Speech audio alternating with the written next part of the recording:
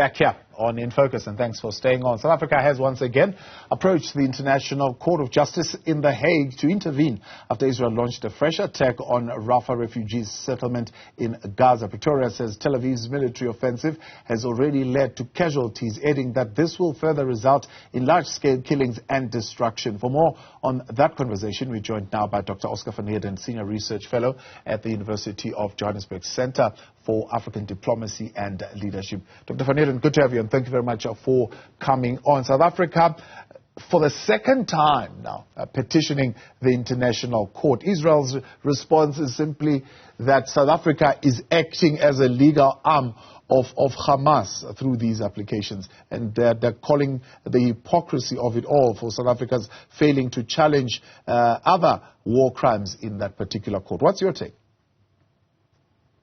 Well, thanks, Tava. You know, the truth of the matter is that now that the South Africans have already taken this matter to the World Court and had a favorable ruling in that matter, it's understandable that they are going to push the envelope precisely because the Israelis, one, has ignored the provisions that were set out by the International Court of Justice, and secondly, the situation is much more dire, as you say, because initially the Israeli Defense Force and the Israeli government indicated that the Palestinians in Gaza must move towards the south, must make their way past Gaza City and move towards the Rafah border post.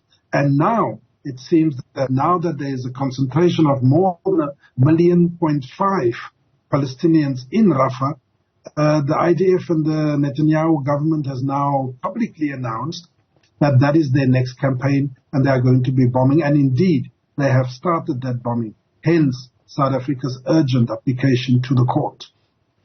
South Africa's, for example, meeting with Sudan, President Cyril Ramaphosa, earlier in January, the meeting with Iran in October.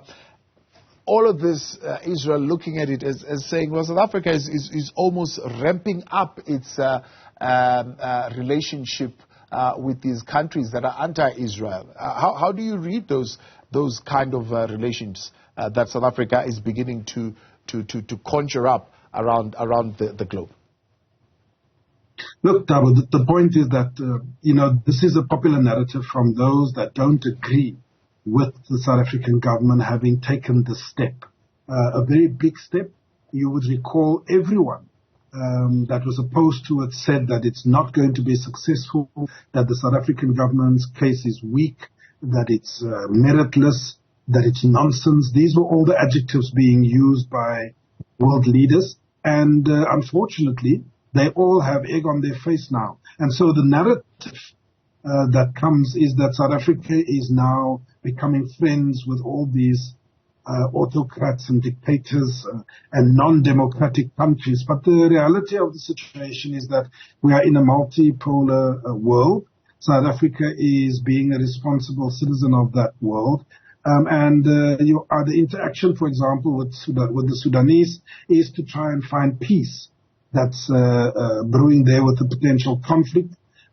Also, the meetings with Iran is in lieu of Iran being a very big regional player and wanting to understand from them whether indeed are they the ones that are supporting Hamas in this endeavor, and so on and so forth. So, the truth of the matter is that these are countries that are not agreeing with South Africa, and therefore come with a counter narrative that somehow South Africa is now suddenly become very irresponsible and is dabbling with all these non-democratic countries, but it can't be further from the truth.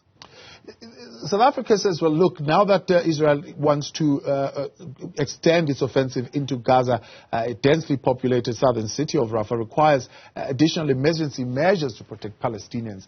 Now, some would have said with the ruling, yes, South Africa might have got the courts to order Israel to take all measures within its powers to prevent its troops from committing genocide against Palestinians. But the court failed to call for a ceasefire. In fact, it couldn't call for a cessation of military action.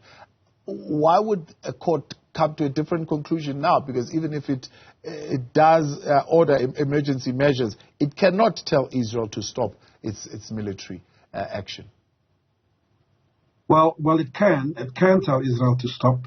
As to whether Israel will abide by that ruling is the question. Because remember, it is within the power of the ICJ. And I think the Article 75(1), this urgent application that South Africa is making, is precisely, in my opinion, wanting the court to put additional measures. And what are those additional measures? Because the first ruling was very clear. And those additional measures, I think, is to say that the court must now pronounce on a ceasefire. And because, you see, once the court says there must be a ceasefire, which it can, it then is incumbent on the United Nations Security Council to enforce that. And then we will see where the lines are drawn from the Biden administration and from some of the other permanent members of the Security Council. Well, there's always been question on whether the original ICJ ruling would be followed. Now we almost know, well, at least according to the ANC, there's non-compliance. In fact, they're saying this action in Rafah is a display of arrogance. What does the court then do now? What does the court have to pull on to make sure that there is enforcement of its order? Well, firstly, we must be clear, Thabo, that it's not the ANC that is saying that Israel is not complying. The whole world can see that Israel is not complying. The bombardment, the war, the tension is continuing. The killing of civilians and innocent Palestinians are continuing, unabated, from the day the ruling was actually mentioned. So it's not the ANC that is saying this. It is all for the whole world to see that Israel is not complying. We now know that there has been an urgent UN Security Council meeting in which they said that they need to discuss how to enforce the ruling of the ICJ. It's a bit of delaying tactics, but the truth of the matter is the Netanyahu government is continuing. And then the second thing I must also correct, it's not just the densely populated city of Rafah. Remember, the entire Gaza Strip, all the Palestinians have been told to go to the south, have been told to gather in Rafah. So, if there were just over 2 million Palestinians in the whole of the Strip, all those Palestinians are now in Rafah.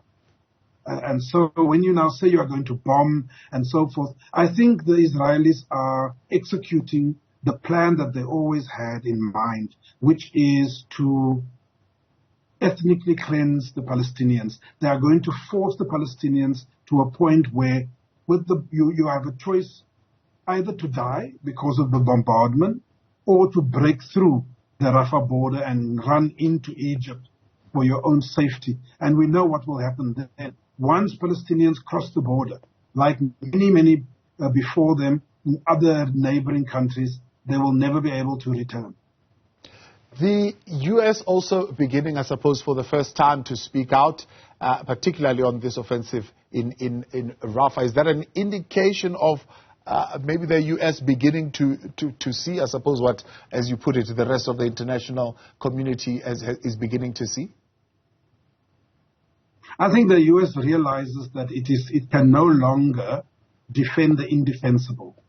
Before, they could come with all kinds of stories of self-defense, the right to self-defense, and so on and so forth.